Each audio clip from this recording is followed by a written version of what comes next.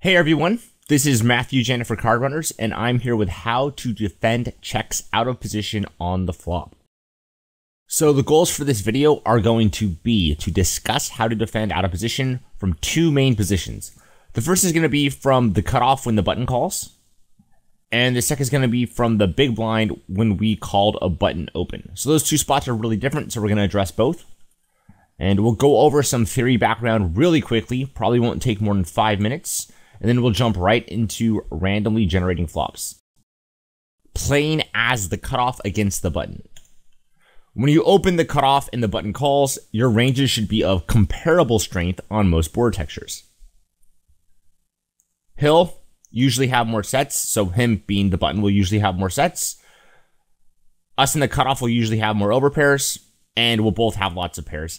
Again, you're not always going to have ranges of comparable strength. Some boards do really favor one range, but for the most part, it will be pretty close.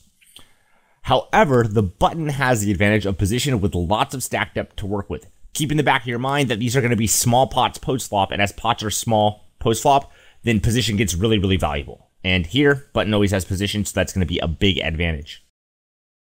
Because ranges are of comparable strength, you need to make sure you're defending a reasonable percentage of your flop checks. The exact number of checks you need to defend depends on the board texture. If you're defending more than 60% of the time, you should probably be betting more. If you're defending less than 40% of the time, you should probably be checking more on that given board texture. So I talked about this a bit in applications of No Limit Hold'em, where I think I called it like the minimum check defending frequency. And all this basically means is if you find that when you're checking, you're defending over 60% of the time, you know, in a cutoff versus button situation, then maybe you should be betting more aggressively, because if you're defending that many checks, your opponent might not want to bet that aggressively. Again, it depends on the board texture, but if you are defending over 60% of the time, your opponent might just start checking back a lot, so you maybe would want to check less of your strong hands and bet them yourselves. Whereas the opposite is true if you're defending less than 40% of the time. If you're defending a very small percentage of your checks, and this is a leak a lot of people have, because they just bet all their good stuff and then they just give up with all their bad stuff. So if you're defending less than 40% of your checks, your opponent's probably going to want to bet a lot because he knows you're check folding. And if your opponent's betting a lot because he knows you're check folding, then now you have the opportunity to improve your situation by starting to either check raise or check call with your strong hands. So that's why, you know, defending, I don't know the exact percentage, no one does, but if you find that you're defending a really, really, really lot in general or a really, really little in general, you probably want to be more towards the middle, because that gives your opponent some incentive to bet, which will let your, you know, check raises be successful when you're check raising your strong hands. And then you're also not check folding so often that your opponent can just bet recklessly and you always have to just, you know, check fold and get pushed off your equity. So you want to be somewhere in that range usually. But don't worry about finding the exact percentage, but just be aware of it. And then hopefully that will be a guideline to helping you play well. So just to be super clear, let's imagine we somehow magically knew that an optimal player in a cutoff versus button situation checks and defends 55% of their checks. You would not want to start trying to make your check defending frequency 55% when you hear that. Instead, you'd want to just get better at playing out of position, and hopefully as you got better and better, you become closer to that 55%. So hopefully that's really clear. Okay, so defending flop checks as the big blind. Your big blind calling range should be much weaker than the opening range. So you called pre-flop due to pot odds. Because of that, you should check your entire range on almost every board texture. You're simply checking when you're in the big blind because your range is so much weaker than the opponent's.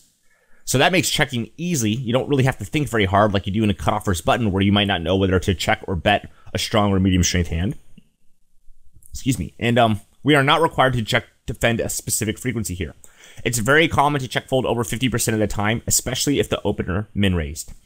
So I really don't like min raises in general, and especially if you're playing tournaments where there's antes, or like, it doesn't need to be a tournament, just any game with like an ante. You're getting such insane odds when you call a min raise in the big blind that it's okay to call with just a very, very weak range. And if you call with that very, very weak range, you're going to be check folding a lot post flop, and that's totally okay because you don't need to win very often for the amazing odds you got on your call pre flop. So this smaller the opening size is, the more often you're probably going to check fold from the big blind, because the smaller the opening size is, the weaker of a range you can call with pre-flop and have it still be profitable.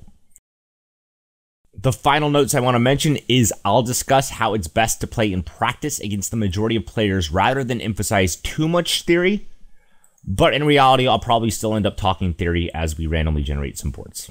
All right, so let's jump in.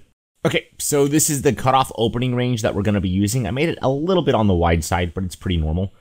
And we're going to assume we open like 2.5 big blinds and the button calls. So let's randomly generate the first flop. All right, so ace, jack, 4. Okay, so one thing that I think is kind of cool about board textures where you get like 2 kind of high cards is it's really easy to end up having trouble like betting on the flop and having a hand that can check call on the turn. So here, if I were to ask you, like, let's try to do all the easy stuff first. What are the hands that make the most obvious checks on this flop? Pause for a moment and think if you need to, but like what hands make the most obvious checks? Probably going to be like the pairs of jacks.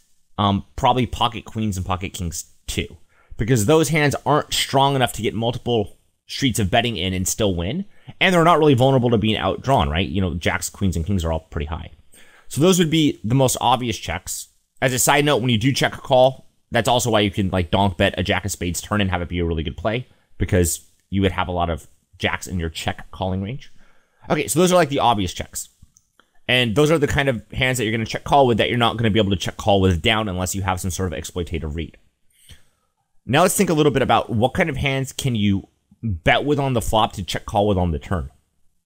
Well, for that, I would use some aces, because if we have an ace in our hand, it's less likely our opponent has an ace. And then we're getting more value from our opponent's jacks. So something like, you know, queen jack, if we check on the flop and our opponent has king jack, it will just go check, check, and we'll keep the pot smaller for when we likely end up losing. But we do want some value when we have something like ace 5, so we can maybe bet ace 5 on the flop and check call it on the turn. It's also fine to check call some of the ace X's on the flop, but those can reasonably be bet too. The hands that I would like for sure kind of want to bet with and then put in a check later would probably be like the ace, queen, ace 10 type hands. Even ace 10 is kind of close, but like ace, queen, or ace 10, I would bet those hands and then plan to have to put in a check call later, most likely. I think it's possible you get a run out where you actually bet all 3 streets with ace, queen. Because when you think about it, if you bet ace, queen on this flop, you are going to still be beat decently often, right? The opponent can have ace jack, he can have pocket 5s, he could have maybe ace 5, he could have maybe pocket jacks. You are going to lose sometimes, and if the turn card comes like, you know, let's say a 10 and a 2, then you're going to be behind tons of hands, because now queen king got there and ace 10 got there. But if you get like 2 really favorable turn cards, like if you get like this is a turn and this is the river, it seems really hard that you're going to be behind with ace queen if your opponent just called your bet on the ace jack 4 flop, because you expect your opponent to usually raise ace jack on this board texture because it's so vulnerable to being outdrawn when there's so many straights and flushes possible. Okay, so let's kind of try to recap a little bit. I would probably check and bet some combination of like ace 9 to ace 2 on the flop, planning to check call later. So if I know I'm not betting all 3 streets with those. I would always bet ace king, pretty much always bet ace queen. Ace 10 seems still kind of close, but yeah, that one's close. You can probably go either way with ace 10 too. So ace 10, I guess, ace 10 to ace 2, you can go either way. Ace queen or ace king, I would definitely bet. I would definitely check pocket kings, definitely check pocket queens, definitely check any jack X hand. So those are going to make up like the majority of my check calling range are just hands that aren't that strong, that aren't that afraid of giving free cards. And the way someone can punish you for this is if they overbet. But most people aren't overbetting all that aggressively. And even though it doesn't matter all that much, I also would check call on the flop with pocket aces. So that does put at least 1 or I guess 3 really, really strong hand combos in our check calling range. So yeah, that's going to make up a lot of my check calling range. And if I wanted to get fancier, I would probably check call with some like fancy stuff to bluff later. So like you could check call with a couple flush draws, or you could check call with like a couple like king 10, king queen stuff. And those can be, again, those are the hands you check call with the bluff later. So I actually do kind of like that line. So if I see someone, again, there's probably tons of mixed strategies here, but like I don't dislike the line at all where someone check calls with king queen on this flop, because the pair of the king and the queen might be good, right? Like if you check a call, you don't know the opponent's going to bet on the flop, but if you check with king queen with the intention to, you know, check a call, your opponent's going to take a turn with 100% of his flopping range, Well, if your opponent has a very, very wide range, the king and the queen can be very live outs against a wide range. Whereas if you bet king queen on the flop, your opponent's range gets stronger. It includes more ace-x hands where the king and the queen aren't in the out. And of course, the 10's always going to pretty much be the nuts unless it's the club. So king queen can make a fine check call hand to bluff later. That's kind of fancy. You can go either way. All right, so then like the betting hands, we already talked about ace king, ace queen. Probably going to bet like all of my ace jack. I like check raising with pocket fours on the flop, I think. I like check raising with pocket jacks on the flop, I think. Again, there's probably mixed strats everywhere, but we are going to be check calling with a pretty vulnerable range, and you want some hands that are strong that can check raise too. For check raise bluffs, you can use gut shots, 3 to flush, 3 to a straight stuff, like the 6-5 of diamonds, the queen 10, all those kind of hands can be check raised as well. Again, there's probably going to be a lot of mixed strats here. You're not going to always check raise your gut shots. You're not going to always bet them. There's a lot of different things you can do. If you do decide to bet a hand like 6-5 of diamonds, which I think is totally good and probably the standard line, just be very aware that since we didn't expect our opponent to call on the flop with any really strong hands, it's going to be a pretty reasonable spot to over bet on the turn if you turn like a 7 or if you turn like a diamond, because it's very, very hard for the opponent to raise you. So yeah, just keep that kind of stuff in mind. So I think on this flop specifically, I kept saying mixed strategies, but there's a lot of hands that make up like a lot of combos. Like king 10, for example, makes up 15 combos if we don't count the king 10 with the flush. You can probably do a lot of different things with that hand, and the EV between king queen, king 10, some of the 3 to flush, 3 to straight stuff I talked about, the EV between the different lines is probably very close, very similar. So there's not, in my, like, on this board, there's a lot of hands where I think the EV is close, and it's kind of hard to really butcher something here. All right, so I think that kind of covers this flop. So let's do another one. Boom. Queen 10-7. Oh, okay, so right off the bat, again, I probably should have done this for the first hand. One thing I always like to ask myself when I'm playing out of position here, cutoff versus big blind, cutoff versus button, is do we want to have a check raising range here in this cutoff versus button spot? Here the board is rainbow, and sometimes we're not going to have a check raising range on a rainbow board, but there's so many straight draws here that I don't think you would want to check a call with your really strong hands. You would probably rather check raise them, and again, that's even more true if your opponents aren't overbetting the turns and rivers, which is usually the case. So here, betting pocket 10s is going to be fine. Betting pocket 7s is going to be fine. But I personally like check raising them. And I think that's the better line. So I'd probably check raise pocket 10s, pocket 7s. And again, you want to balance that with some gut shots or some 3 to flush, 3 to straight stuff. So yeah, so I would definitely have a check raising range here. And then our check calling range here is going to be pretty straightforward. You're just going to want to check call with all the hands that aren't that vulnerable, that don't want to make the pot much bigger. So you want to basically check call with your hands that have, non-robust equity. Hands that will lose their equity as the pot gets bigger and the opponent's range gets stronger. So as usual, that's going to be including a lot of like 10x hands, because 10x is just not that strong and not super vulnerable here. So you check call it. And also note, if you have something like, let's say you have 10-9 of clubs, a lot of the turn cards are going to make you open-ended or give you a gut shot, right? The king makes you gutted. The jack gives you open-ended. The 10 and the 9, of course, give you 2 pairs or trips. The 8 makes you open-ended, and the 6 gives you a gutter. So when you do check call with like 10-9, a lot of the turn cards actually do improve you. And also, just at the end of the day, your opponent might be betting on the flop with ace-jack, and then you just have the better hand. So yeah, I would check call with all the 10s. This is something I want to get better at, but I think you can check raise with a hand. Like, I'm going to say I would just do it. I don't know if it's correct, but I would check raise with like 7-8 of diamonds, because I don't think I have enough showdown value to really check call it. I'm just behind way too often, and on top of that, I can just get outdrawn. So it's one of those hands where it's like, if 7-8 of diamonds, let's say I check call it. If my opponent doesn't have 7-8 of diamonds beat, he's probably going to keep bluffing if he's good and make me fold the better hand. Not always, but pretty likely. And then if I do have the best hand with 7-8 of diamonds, like let's say my opponent made a flop bet with like ace-10, if I check call with 7-8 of diamonds and then it checks all the way through, then I just end up losing to the ace-10. So I like the check raise here because you have 3 to a flush, you kind of have 3 to a straight, but it's a really jank 3 to a straight. So the better you are at this, then, I don't have a follow-up. I just started a sentence without having the ending. The better you are at this, the higher your win rate will be. But like if I check raise 7-8 of diamonds here, and I still would, sometimes I'm good enough where I can pick out like that if the turn in the river come 9 and 10, like that's some of our runner straight, right? If the turn in the river come 9 and 10, well, that's not really a good straight. And then the other runner straight is, let's see, the 9 and the 6. Yeah, that one's pretty good. And then the last one would be, or is that it? Yeah, that's the last one. The 9 and the, sorry, am I being an idiot? Yeah, the 9 and the 6. Yeah, so really only one of the runner straights there is that good.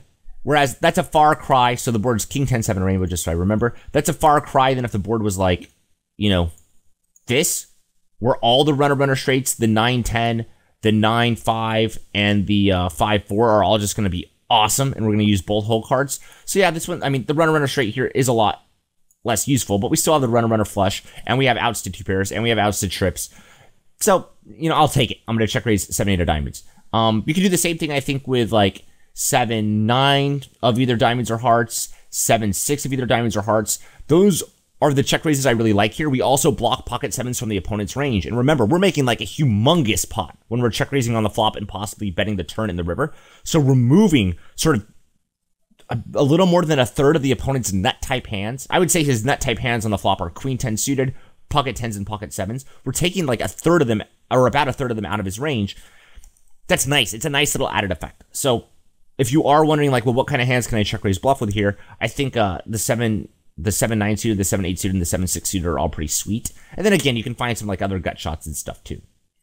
All right, so what would I bet with on this flop? In reality, I usually end up betting with like I don't play like high stakes or anything, and I can't play on Poker Stars where people are a bit better. So if I was playing someone that was really good, I don't think I would bet like King Queen. I don't think the hand's actually strong enough. Cutoff versus button. You can't really bet all 3 sheets of value. King Queen's not really all that vulnerable though. You want to have, you know, some decent hands in your check calling range.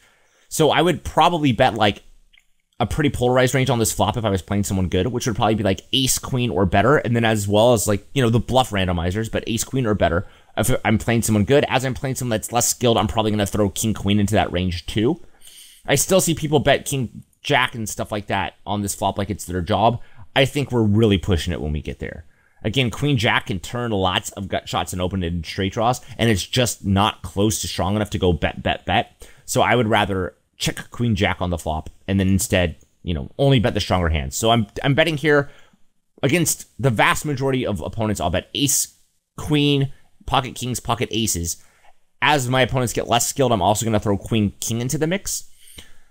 I don't think I'm going to bet any of the 10s here, not even ace 10. So yeah, I'm mainly betting those combos that I already mentioned. But even then, queen king off, ace queen off, pocket aces, pocket kings, that makes up, I believe, 36 combos. And if you add in the bluffs to the 36 combos, you're gonna still be c-betting here at a pretty decent frequency. But yeah, my c-bet frequency here might only be like 40% or something like that. Oh, and then I'd also bet queen 10 and 10-7 suited. Oh, I don't have 10-7 suited. I'd also bet queen 10, which adds in another 9 combos, then we can, you know, bluff with more stuff. So, you know, again, I'm probably still only c-betting on this flop like 40 or 45%. I think most people make the mistake of betting too aggressively in boards like this when they're out of position, cutoff versus button. But even then, there's still probably a lot of hands that are close, and I definitely wouldn't hate it like if someone bet on this flop with pocket jacks to check call the turn. And in fact, that could actually even be pretty good because with the range I gave, I don't really have much of a bet flop check call turn range, other than the fact that that sometimes will end up happening with like king queen. So like if I bet the flop with king queen and the turn card comes a jack, I am going to check call it. So it depends on the exact turn card for if I will end up putting in a check with like a king queen. But you know, there is an argument to bet like the pocket jacks or the ace 10 because those hands can still get value from the opponent's 10x or worse. And you know, pocket jacks probably doesn't deny equity all that effectively here. So let's like just look real quick. This is actually something that's kind of cool too, because I'm pretty lucky in that I get to talk poker with people that are often quite a bit better than me, and they're really good at picking out when bets won't deny equity well. So like right here, for example, like let's just say we have pocket jacks. I think someone that's really good is going to really quickly pick up like when you bet pocket jacks and make the opponent fold, you probably didn't make hands fold that had a lot of equity. Like you made under pairs fold, and then the hands that have a lot of equity against jacks might be a hand like, let's say, king jack or ace jack has a good amount of equity against pocket jacks, but those hands aren't folding, right? So you don't really make anything that has all that much equity fold. So that's also kind of why I don't like betting jacks all that much, but I do think it's close, and the worse your opponents get, the better I think betting jacks and check calling the turn will be. It really sucks when you bet a hand like jacks or king queen and get raised. But again, that happens more against good players than weak players. All right, so I think we've kind of killed this board. So let's do one more cutoff versus button spot. All right, King 7-4. Okay, so this one's going to play pretty similar to that Ace Jack, whatever the last card was board. The only difference here is there aren't really two high cards. But what you want to note is, since you opened with I opened with a bunch of weak suited kings, those hands are going to make fine check calls too. So it's not that hard to check a call with some hands that, they're not strong enough to bet all three streets and win at showdown, but they're also not that afraid of giving free cards. So like the perfect hands to check call with here are going to be what? Pause for a moment and think. Like, what are the perfect check calls? If you're done pausing, or you didn't pause, I would say they're going to be King X suited, like King 8 suited and worse that didn't make two pairs. Maybe I'd probably even check call King 9 suited. And then I would also say like pocket queens, pocket jacks, pocket 10s, I would probably check call. As you get into like the 9s and the 8s territory, again, I think these decisions can be really close, and it depends on how good your opponent is. But like 9s and 8s, I can see an argument for checking them on the flop because they're really not that strong. But I could also see an argument for betting them on the flop, because if you do bet on the flop with, let's say I bet on the flop with pocket 8s and my opponent folds Ace 10 of diamonds, that's accomplishing a lot actually. Like Ace 10 of diamonds is probably going to outdraw pocket 8s, like it's around 27% of the time, which is huge. Like it's huge. I just did the math for it recently, and actually in most spots, two overcards are more likely to outdraw like an underpair than a set is likely to be outdrawn by like a flush draw on the flop. And I don't know about you guys, but if I were to get it all in on this flop with pocket 7s against my opponent's flush draw, mentally I feel like I get outdrawn all the time. And you do. You get outdrawn like a quarter of the time. But even just having pocket 8s and having the opponent have Ace 10 suited, that actually gets outdrawn more. The pocket 8s get outdrawn even more. So it really does accomplish a lot when you make your opponent fold like Queen Jack or Queen 10 or Ace 10 and you have pocket 8s. So yeah, I think you can go either way there. And again, the worse your opponent is, the more likely I'm going to be to bet 8s and 9s to make the pot bigger in case I win at showdown and to deny equity. But if my opponent gets strong, like a strong opponent might say, all right, like I'm imagining we're in the button. They might go, all right, well, I'm going to raise pocket 7s. I'm going to raise pocket 4s. Like gives me 6 really strong combos. I'm also going to throw in like 2 really, really strong draws. And then I'm going to add in like 10 bluffs. If they're doing that, it still doesn't mean betting the 8s or the 9s is a mistake. It just makes the line a lot less effective because, again, it just really sucks when you're betting, these good but not great hands like King X or 8s or 9s or 10s, and then you get raised. So yeah, but if I had to give an answer, I'd probably check Queens, Jacks, 10s, and bet 8s and 9s, and I really hope my opponent checks back if he calls on like the turn of the river. And yeah, all the strong hands I would bet. I'd probably start the betting range at like maybe like King 10's close, but like King Jack or better, or King 10 or better, I probably bet with on the flop. But again, close. And then I know with King 10 and King Jack, I have to put a check in somewhere. That is not a hand that's going to be strong enough to go bet, because they lose to just too many King Queen combos. On the flop, pause for a moment and think like what kind of hands you would want to check raise with here. It's going to be the pretty typical answer though. It's going to just be, I think you can check raise with like pocket 4s, pocket 7s, and then add in some bluff randomizers. Here are the 6-4. I think you actually would maybe still check raise 6-4 and 5-4 suited even if you don't have the bluff. I could be totally wrong about that. That could be bad. But I think like even check raising 5-4 clubs here seems pretty good because you have 5 really clean outs. Like the 5 and the 4 are just, I think, very clean. And then you have the 6 gives you open-ended and the 3 and the 8 give you gutters. So yeah, I think I would I'd probably check raise those. And it's also super awesome when you check raise like 5-4 and you run a runner a 6 and an 8 and you win a stack. Those are the kind of hands that get comments, even by regs. Like they tend to get a little fussy when that happens. All right, so yeah, I think we kind of hit all the points there. Cool. So let's do some big blind versus what were we gonna do? Big blind versus button. All right, so I'm assuming this is our big blind calling range against a button open. Again, how wide you want to call depends on the opening size. So this is going to be something that you would use against maybe like a min raise, but min raises happen a lot. So I wanted to use this, and also I want this to contrast with the other example where in cutoff versus button, our range was actually pretty good. All right, so again, I'll show it with an example. So let's randomly generate it.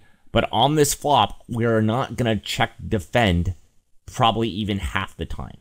Maybe we will on this board. I don't know. I don't know the exact number.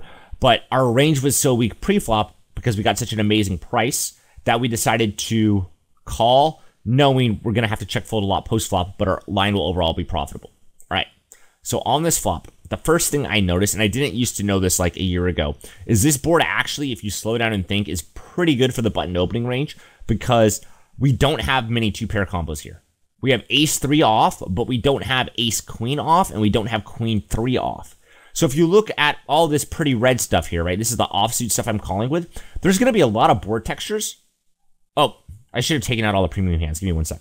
So I made this the actual calling range. What I showed you before was the defending range, but I tried to take out like all the stuff I'd probably 3-bet with. Again, it depends on the opening size, if there's antes, all that jazz. But this seems pretty fair to me. Okay, so here on this flop, I want to be very aware of how many like nut type hands I can make. So here, it's hard. I want to ask this as a question, but it's very hard to ask it as a question without giving the answer. But I think for a moment, which hands make 2-pair, and how many of the offsuit combinations of those 2-pair hands do you have?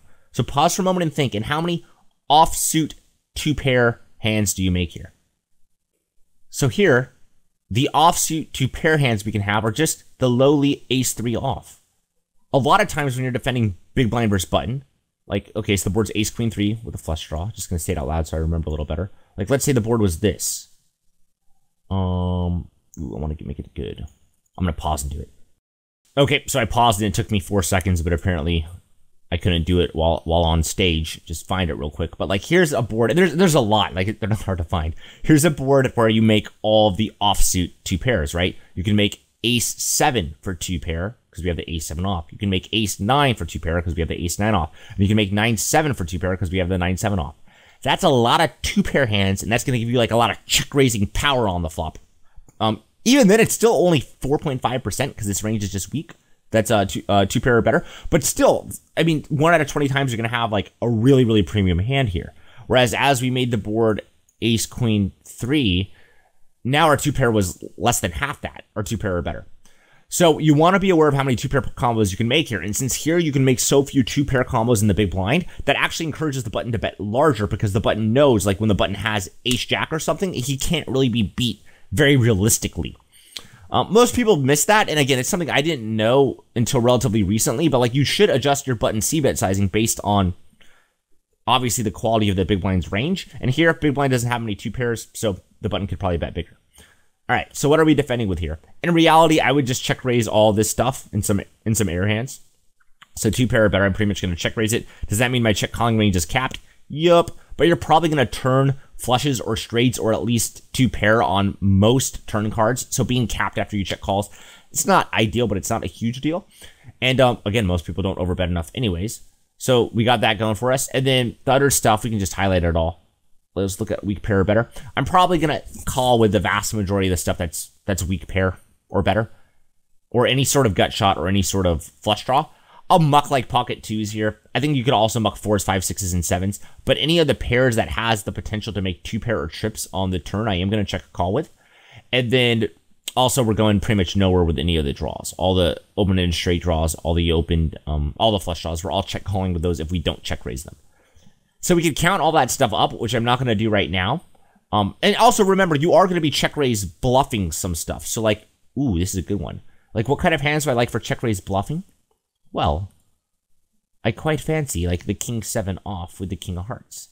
I think in reality, the button's going to be just opening too wide, c-betting too much, and maybe fold a little bit too much to check raises because they're not used to facing them enough.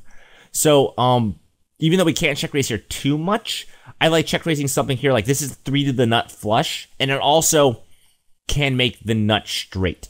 So be aware that I talked about it in the last video, the last like how-to video. When you make a hand, like a 5-card hand, like a flush or a straight, and you only use one whole card, they're usually not that good, which isn't surprising, but the magnitude of how not good they are might surprise you. The exception is though when you make the nut flush. Like here, if we check raise king 7, we can just double barrel a heart.